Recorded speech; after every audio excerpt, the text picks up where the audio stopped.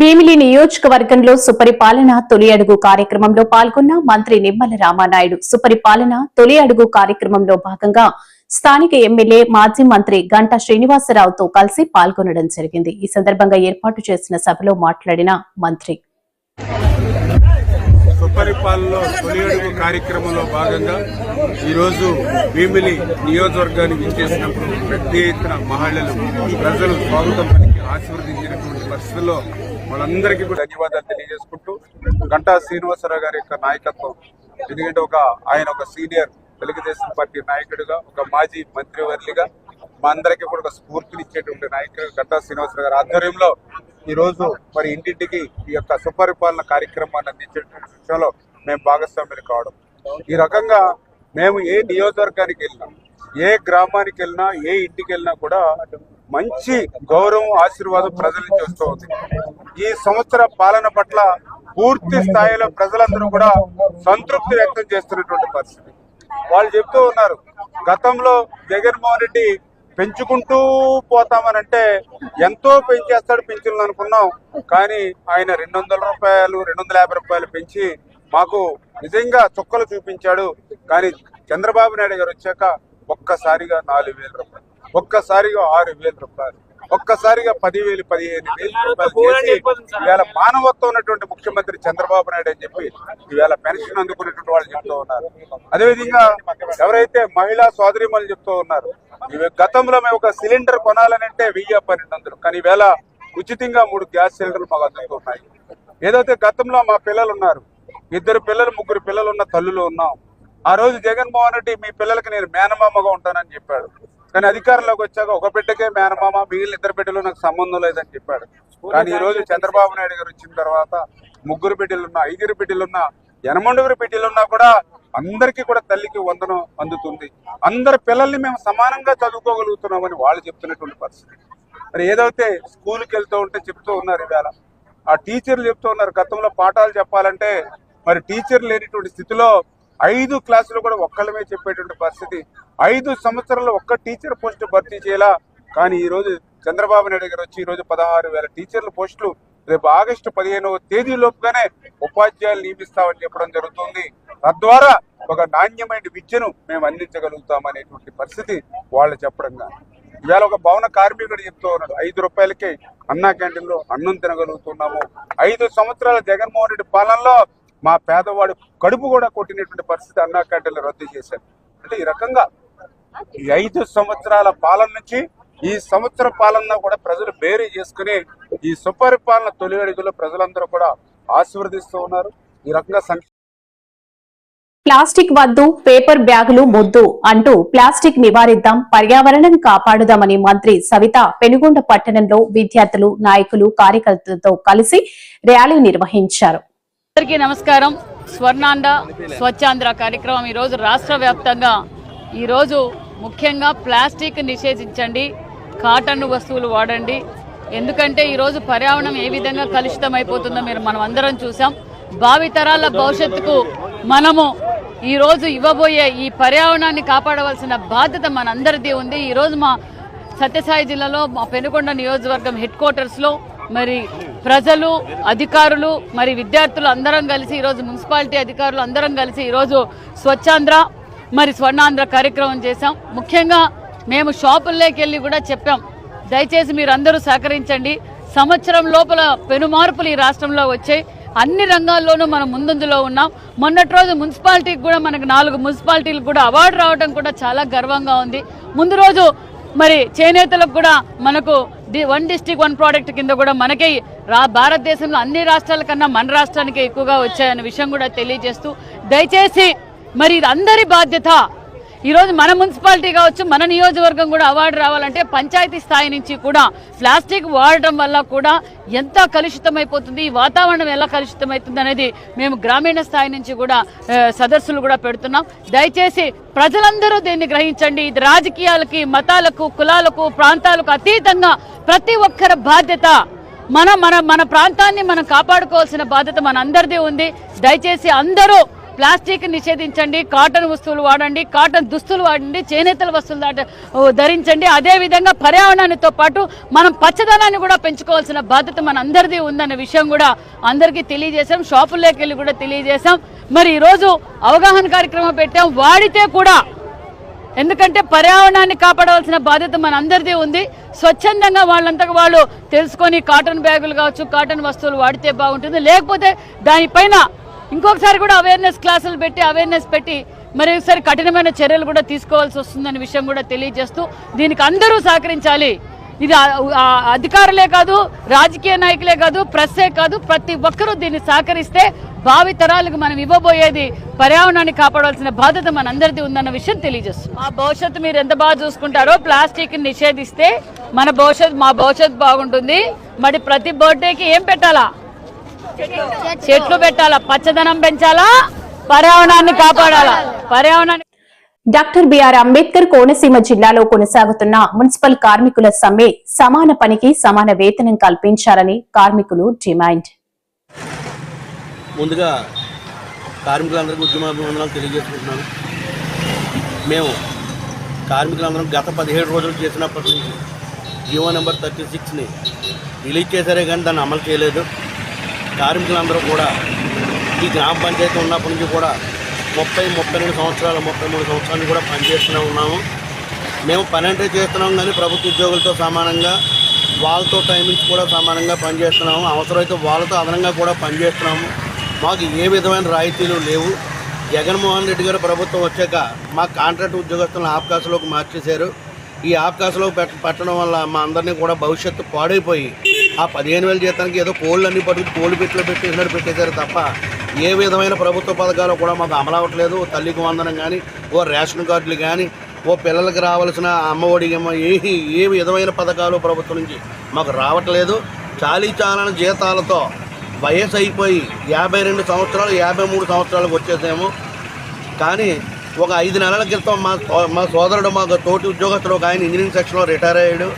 ప్రభుత్వ ఉద్యోగస్తులు కనీసం మానవతా దృక్పథంతో ఒక 100 రూపాయలు తలువ కూడా కప్పి పంపలేదు అతన్ని. మేమే అందరం తలువ రూపాయి వేసుకుని అతనికి ఏదో సన్మానం చేసి పంపించుకున్నాము. ఇది చాలా అత్యంత ఘోరమైన విషయం. ఒక ప్రభుత్వ ఉద్యోగి రిటైర్ అయితే ఇంటికి వెళ్ళే నాటికి 1 కోటి రూపాయలతో వెళ్తున్నాడు.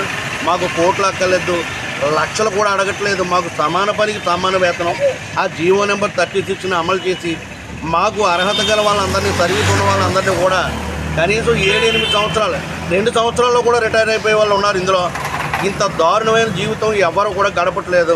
ఈ మున్సిపాలిటీలో స్తంభం నుంచి పడిపోతే కనీసం ప్రభుత్వ ఆఫీస్ నుంచి, మేము పనిచేస్తున్న ఆఫీస్ నుంచి చందాలు వేసుకుని బాగు చేసుకుని మళ్ళీ పనిలో పెట్టుకుంటే ఆడు పని చేస్తాడో లేదో చూసి పెట్టుకున్నారే తప్ప మన పని చేస్తూ కార్మికుడు పడిపోయడానికి కనీసం అడిగే నాదులు లేకుండా, దిక్కు లేకుండా పోయింది మాకు. ఇప్పుడు ఇలా సమాన పని సమాన వేతనం కోసం రోడ్డు ఎక్కాము. రోడ్డు ఎక్కడం వల్ల మాకు జరిగే బెనిఫిట్ ఏంటంటే ఆ ఇచ్చి 15,000లో ఆ నెల 15,000 ఇచ్చే దాంట్లో కూడా ఎన్ని రోజులైతే సమ్ చేసామో అన్ని రోజులకి ముందు జీతం పైనుంచి జీవో రావక్కర్లేదు. ఎన్ని రోజులు టెంట్లో ఉన్నామో అన్ని రోజులు ఇమ్మీడియట్లీ కూడా వాళ్ళు ఒక పేపర్ మీద. సాగునీటికి ప్రశ్నార్థకంగా మారిన తొలకలగెడ్డ రిజర్వాయర్ 4 ఏళ్లుగా మరమ్మతులకు నోచుకొని చెక్ డ్యాం గేట్లు ఆందోళన చెందుతున్న రైతులు. సాగునీటికి ప్రశ్నార్థకంగా మారిన తొలకలగెడ్డ రిజర్వాయర్ 4 ఏళ్లుగా మరమ్మతులకు నోచుకుని చెక్ డ్యాం గేట్లు ఆందోళన చెందుతున్న రైతులు. 4 ఏళ్లుగా చుట్టుబంద గ్రామాల్లో గల తొలకలగెడ్డ రిజర్వాయర్ మరమ్మతులకు నోచుకోక 200 ఎకరాల్లో సాగు చేసే రైతులు పంటలు పండించుకునేందుకు నీరు అందక ప్రశ్నార్థకంగా మారిందని ఆందోళన వ్యక్తం చేస్తున్నారు. కొయ్యూరు మండలం కినపర్తి పంచాయతీ చుట్టుబందంలో ఉన్న తొలకలగెడ్డ రిజర్వాయర్ ఏళ్ల తరబడి ఉంది. ఈ రిజర్వాయర్పై వలసంపేట, భీమవరం, చుట్టుబంద, రెట్టమానుపాలెం తదితర గ్రామాలు రైతులు సుమారుగా 200 ఎకరాలు పైగా వరి, మిరప, వంగ, పత్తి, టమాటా సాగు చేస్తున్నారు. గిరిజన ప్రాంతంలో సాగు చేసుకునే రైతులకు ఈ రిజర్వాయర్ రైతులకు ఎంతగానో ఉపయోగపడేది. 4 ఏళ్లుగా ఈ రిజర్వాయర్ 2 చెక్ డ్యాంలు మరమ్మతులకు గురై రిజర్వాయర్లో నీరు పంట కాలువలకు వెళ్లే పరిస్థితి లేదు. దీనికి తోడుగా పంట కాలువలు కూడా ఏళ్ల తరబడి పూడికి తీతలు తీయకపోవడంతో పలు చోట్ల కాలువలు గండికొట్టి అధ్వానంగా మారిందని రైతులు అంటున్నారు. ఈ విషయమై పలుమార్లు సంబంధిత ఇరిగేషన్, ఉపాధి హామీ అధికారులకు ఫిర్యాదు చేసినా స్పందించడం లేదని రైతులు వాపోతున్నారు. ఈ రిజర్వాయర్ ఉన్నప్పటికీ అలంకారప్రాయంగా తప్ప వర్షాభావంతోనే పంటలు సాగు చేసుకోవలసిన పరిస్థితులు ఉన్నాయని రైతులు అంటున్నారు. అతివృష్టి అనావృష్టితో పంటలకు భారీ నష్టాలు వచ్చే పరిస్థితులు ఎదుర్కొంటున్నామన్నారు. అదే రిజర్వాయర్ వినియోగంలో ఉంటే నష్టాలు వచ్చినప్పుడు ఈ నీరు వాడుకుని లాభాల బాటలో ఉంటామన్నారు. ఇప్పటికైనా సంబంధిత అధికారులు స్పందించి చెక్ డ్యాంలు మరమ్మతులు, పంట కాలువలు పూడికతీతలు చేపట్టాలని రైతులు వృత్తల రామకృష్ణ, మల్లేశ్వరరావు, గోవింద కోరుతున్నారు. నమస్తే అండి, నా పేరు మల్లేశ్వరరావు. మాది చుట్టుబంద గ్రామం, కినపర్తి గ్రామ పంచాయతీ, కొయ్యూరు మండలం. మాకు ప్రధానంగా తొలుకులగడ్డ రిజర్వాయర్ ఉంది. ఇక్కడ పెద్ద చెరువు ఉంది. ఈ రిజర్వాయర్ కింద దగ్గర 200 నుంచి 300 ఎకరాలు భూమి సాగు అవుతుంది. దీనికి 2 కాలువలు ఉంటాయి. 2 వైపులు ఇటు కుడి ఎడమ కాలువలు ఉంటాయి. అది మదుగులు ఈ యొక్క డోర్లు క్లియర్గా లేక ఒక కుడివైపు కదా, కుడివైపుది క్లోజ్ అయిపోయింది, మొత్తం పూడికిపోయింది. దీని గురించి ఈ యొక్క అధికారులకు చెప్పిన ఇప్పటికి వచ్చి ఎవరు సంధించని ఇప్పుడు శ్రీకాకుళంలో సంచలనం రేపిన ఫరీద్ పేట హైవేలో జరిగిన వైసీపీ నేత సత్తార్ గోపి హత్య కేసును ఛేదించారు పోలీసులు. శ్రీకాకుళంలో సంచలనం రేపిన ఫరీద్ పేట హైవేలో జరిగిన వైసీపీ నేత సత్తారు గోపి హత్య కేసును ఛేదించారు పోలీసులు. గోపి హత్యకు పాల్పడిన నిందితులందరూ ఫరీద్ పేట గ్రామానికి చెందినవారని తెలిపారు. ఏఎస్పీ కేవీ రమణ హత్యకు పాల్పడిన 8 మంది నిందితులను అరెస్ట్ చేశామని, హత్య పథకంలో మరికొందరి పాత్రపై కూడా దర్యాప్తు చేస్తున్నట్లు చెప్పారు. కుటుంబ తగాదాలు, పాత కక్షలు నేపథ్యంలో హత్య జరిగిందన్నారు. అరెస్ట్ అయిన నిందితుల్లో 2 రౌడీ షీటర్లు, ఓ మహిళ కూడా ఉందని తెలిపారు ఏఎస్పీ కేవీ రమణ. అక్కడ కోయిరాళ్ళు సెంటర్ దగ్గర ఫరీద్పేట దగ్గర ఒక మర్డర్ జరిగితే దాని మీద వెంటనే ఎస్పీ గారు డైరెక్షన్లో, డిఎస్పీ గారు ఆధ్వర్యంలో సిఐ అవతారం దర్యాప్తు చేపట్టడం జరిగింది. ఇందులో బ్రీఫ్ ఫ్యాక్ట్స్ ఏంటంటే, అంతకుముందు ఇందులో Sattar Gopi son of Dharmarao 41 years ఈయన్ని చంపడం జరిగింది. దీంట్లో బ్రీఫ్ ఫ్యాక్ట్స్ ఏంటంటే,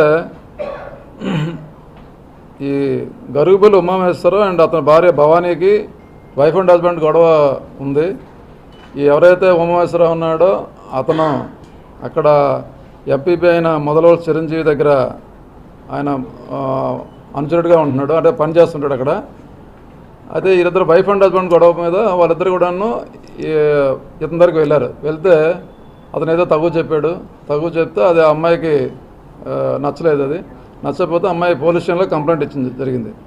ఆ కంప్లైంట్ ఇచ్చిన దాని మీద మన హెచ్ఆర్ల పోలీస్ స్టేషన్లో 498 అండ్ 599 ఐపీసీ కింద, అదే పాత సెక్షన్లు ఇవి, బిఎన్ఎస్ యాక్ట్ కింద కేసు రిజిస్టర్ చేయడం జరిగింది. ఆ తర్వాత ఏమైందంటే, ఈ అమ్మాయి తాలూకా సామాన్లు ఇంట్లో ఉన్నాయని చెప్పేసి ఈ అమ్మాయి ఎప్పుడైతే ఈ మొదలవోలు చిరంజీవి దగ్గర ఆవిడకి న్యాయం జరగలేదు అనుకుందో, ఆవిడ అమ్మినాటి దగ్గరికి వెళ్ళడం జరిగింది, నాకు న్యాయం జరగలేదని. అప్పుడు అతను ఏంటంటే, ఆ తర్వాత సబ్సిక్వెంట్గా ఏం జరిగిందంటే, ఆవిడ తాలూకా సామాన్లు ఇంట్లో ఉన్నాయని చెప్పేసి కొంతమంది అనుచరులతో కలిసి ఆ అమ్మాయి ఆ సామాన్లు తీసుకొని వచ్చేస్తుంది అన్నమాట. ఆవిడ ఇంట్లో సామాన్లను తీసుకుని ఇందులో మధ్యలో అప్పుడు ఏమైందంటే, ఈ ఎవరైతే అప్పుడు అనుచరులు ఉన్నారో కొంతమందికి ఈవిడేదో ఒక 2000 అంతా డబ్బులు ఇస్తే వాళ్ళు ఏదో మంత్ అవుతున్నారు. ఈ సోమేష్ అని ఒక వ్యక్తి ఈ అమ్మాయికి ఫోన్ చేసి, ఈ గోపి అన్న అతను మీ మీద గొడవకు వస్తున్నాడని చెప్పేసి ఫోన్ చేస్తాడు. దర్శి నియోజకవర్గంలో రీకాలింగ్ చంద్రబాబు మేనిఫెస్టోను గుర్తుకు తెస్తూ జగన్మోహన్ రెడ్డి ఆదేశాల మేరకు దర్శి శాసనసభ్యులు బూచేపల్లి శివప్రసాద్ రెడ్డి అధ్యక్షతన జరిగిన బాబు షూరిటీ మోసం గ్యారంటీ సమావేశంలో పాల్గొన్న శ్యామల. ఫోన్ చేసి అన్నా ఇది ఇలా చేయొచ్చా అలా చేయొచ్చు అని అడిగినా కూడా ఓపిక అన్నిటికీ నాకు సమాధానం ఇస్తూ నన్ను వెన్నుదట్టి ముందుకు నడిపిస్తున్న జిల్లా అధ్యక్షులు బూచేపల్లి శివప్రసాద్ రెడ్డికి ముందుగా నమస్కారాలు తెలియజేసుకుంటున్నాము. ఇవాళ శివప్రసాద్ రెడ్డి అంటే ఒక దర్శి వరకే కాదు, మొత్తం ప్రకాశం జిల్లాలో ఉన్న ప్రతి గడపలోనూ పెద్ద బిడ్డగా ఉండి ప్రతి ఇంటి బాధ్యతను భుజాన వేసుకుని ఈ ప్రకాశం జిల్లాని ముందుకు నడిపిస్తున్నారు శివప్రసాద్ రెడ్డి అన్న. నేను నా చెవితో విన్న మాటలు, శివప్రసాద్ రెడ్డి అన్న అధ్యక్షులుగా వచ్చిన తర్వాత ప్రకాశం జిల్లా ఊపిరి పీల్చుకుంటోంది అన్న మాటలు నేను స్వయంగా విన్నాను. ఇలాగే అన్న అధ్యక్షతన ప్రకాశం జిల్లా ముందుకు వెళ్ళాలి అని మనస్ఫూర్తిగా కోరుకుంటూ, అలాగే ఇక్కడున్న పార్టీ రీజనల్ కోఆర్డినేటర్ మన కారుమూరి నాగేశ్వర అన్న కూడా నమస్కారాలు తెలియజేసుకుంటూ, జడ్పీ చైర్పర్సన్ బూచపల్లి వెంకయ్యమ్మ గారికి కూడా నమస్కారాలు తెలియజేసుకుంటూ, మన పార్లమెంట్ పరిశీలకులు బతుల బ్రహ్మారెడ్డి గారికి కూడా నమస్కారాలు తెలియజేస్తూ, ఇక్కడ ఉన్న ప్రతి ఒక్క నాయకులకి, వేదిక పేరున్న ప్రతి ఒక్కరికి కూడా పేరు పేరు నమస్కారాలు. అలాగే మన కార్యకర్త కుటుంబానికి కూడా పాదాభివందనాలు తెలియజేసుకుంటున్నాను.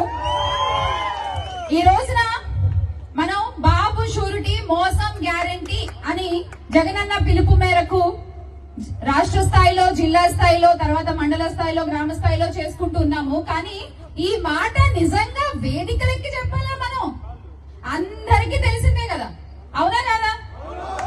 1994 ఉమ్మడి ఆంధ్రప్రదేశ్ లో ఉన్నప్పటి నుంచి విడిపోయిన తర్వాత మొన్న జరిగిన 2024 దాకా బాబు గారు చేసింది ఏంటండి?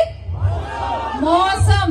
బాబు షూరిటీ అంటేనే మోసం గ్యారంటీ. అంటే ఈ రోజున ఇంత పెద్ద పుస్తకం ఇచ్చారండి మనకి.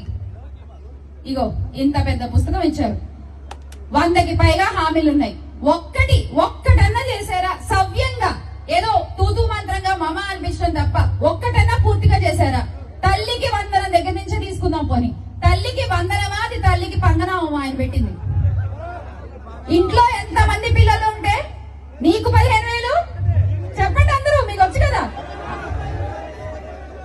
అన్నారు. ఏమైంది మొత్తానికి? తర్వాత దాన్ని 9,000 చేశారు, తర్వాత 7,000 చేశారు. ఆర్కే రోజాపై నగరి టీడీపీ ఎమ్మెల్యే భాను ప్రకాష్ చేసిన వ్యాఖ్యలు సభ్య సమాజం తలదించుకునేలా ఉన్నాయి అని అరకు ఎంపీ గుమ్మా తనూజారాణి అన్నారు. ఈ మేరకు ఆమె ఒక వీడియో సోషల్ మీడియాలో పోస్ట్ చేసింది. అందరికీ నమస్కారం. నగరి నియోజకవర్గ ఎమ్మెల్యే గారైన భానుప్రకాష్ గారు రోజా గారి మీద చేసిన వ్యాఖ్యలు సభ్య సమాజాన్ని తలదించుకునే విధంగా ఉంది. సంస్కృతి సంప్రదాయాల్ని భ్రష్టు పట్టించే విధంగా ఒక మహిళ మీద ఇట్లాంటి వ్యాఖ్యలు చేయడం నిజంగా బాధాకరం. మహిళలను దేవతలుగా పూజించే మన భారతదేశంలోని ఒక మహిళని ఉన్నత స్థాయిలో ఉన్న మీరు ఒక ప్రజాప్రతినిధిగా ఇట్లాంటి వ్యాఖ్యలు చేయడాన్ని నేను తీవ్రంగా ఖండిస్తున్నాను. ఆర్కే రోజా గారు 100కి పైగా సినిమాలు చేసి ఎన్నో అవార్డులను తెచ్చుకొని ఆంధ్రప్రదేశ్లోనే కాక మిగతా రాష్ట్రాలలో కూడా అభిమానులను సంపాదించి ప్రజలకు సేవ చేయాలని రాజకీయాల్లోకి వచ్చి 3 సార్లు ఎమ్మెల్యేగా, మంత్రిగా ఎన్నో మంచి పనులు చేసి ప్రజలను ఆదరణ గెలుచుకున్న వ్యక్తిగా ఈరోజు ఉన్నారు. అట్లాంటి వ్యక్తి మీద మీరు ఇలాంటి వ్యాఖ్యలను చేయడం నేను తీవ్రంగా ఖండిస్తున్నాను. ఇట్లాంటి వ్యాఖ్యలు చేస్తే, ఇలా అవమానిస్తే మీ అధిష్టానం మిమ్మల్ని మెచ్చుకుంటుంది అనుకుంటున్నారేమో, కానీ మిమ్మల్ని ఓటేసి గెలిపించిన ప్రజలు చీకొట్టే పరిస్థితి ఉందని మీరు గమనించలేకపోతున్నారు. తక్షణమే మీకు మహిళలు అంటే ఏమాత్రమైన గౌరవం ఉంటే ఈరోజు మీరు రోజా గారి మీద చేసిన వ్యాఖ్యలను వెనక్కి తీసుకుని ఆమెకి క్షమాపణలు చెప్పాలని నేను డిమాండ్ చేస్తున్నాను.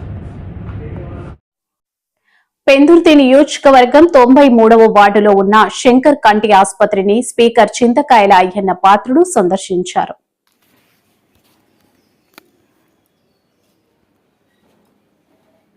శంకర్ ఫౌండేషన్ సేవలు ఆదర్శప్రాయంగా నిలుస్తున్నాయి. ఇప్పటివరకు ఫౌండేషన్ ఆధ్వర్యంలో సుమారు 28 లక్షల మందికి కంటి సంబంధించిన వైద్య సేవలు అందించారు. ఇందులో 4.84 లక్షల కంటి శస్త్రచికిత్సలు కాగా వాటిలో 2.79 లక్షల మందికి ఉచితంగా శస్త్రచికిత్సలు నిర్వహించారు. 1.20 లక్షలు ఆరోగ్యశ్రీ ద్వారా, ఇంకొన్ని కేంద్ర ప్రభుత్వ నిధులతో నిర్వహించడం జరిగిందని ఆయన తెలిపారు. శంకర్ ఫౌండేషన్ సేవలు ప్రశంసనీయమైనవి. ఇది లాభాపేక్ష లేని తపస్సు. మారుమూల గ్రామాల్లో సైతం సేవలు విస్తరిస్తూ వేలాది మంది కనులు వెలుగులుగా అవుతున్నారు. ఇటువంటి ఫౌండేషన్లకు రాష్ట్రంలోని ధనికులు సహకరించాలని అన్నారు. చాలా మంది అవగాహన లేక ఈ సేవలను వినియోగించుకోలేకపోతున్నారని అన్నారు. అందుకే మేము ప్రచారం చేస్తున్నాం. చివరి దశలో అందరికీ నేత్ర చికిత్సలు అవసరం అవుతాయి స్పీకర్ తెలిపారు. శంకర్ ఫౌండేషన్ వ్యవస్థాపకుడు శంకర్రావు కుమారుడు శ్రీ కృష్ణకుమార్ ఆధ్వర్యంలో ఈ సేవా కార్యక్రమం కొనసాగుతుండడం అభినందనీయమని ఈ కార్యక్రమంలో శంకర్ ఫౌండేషన్ వైద్య బృందం తదితరులు పాల్గొన్నారు. డాక్టర్స్ అందరికి కూడా మేనేజ్మెంట్ వారికి నా నమస్కారాలు కూడా తెలియజేస్తున్నాను. ఎందుకంటే నాకు తెలిసినప్పటి నుంచి వస్తున్నాను. నేను అప్పుడే పాలిటిక్స్లోకి వచ్చి 83లో వచ్చేస్తాను. అప్పటి నుంచి వస్తున్నాం. మనం పేదవాళ్ళకి మారుమూల గ్రామాల్లో ఉన్నటువంటి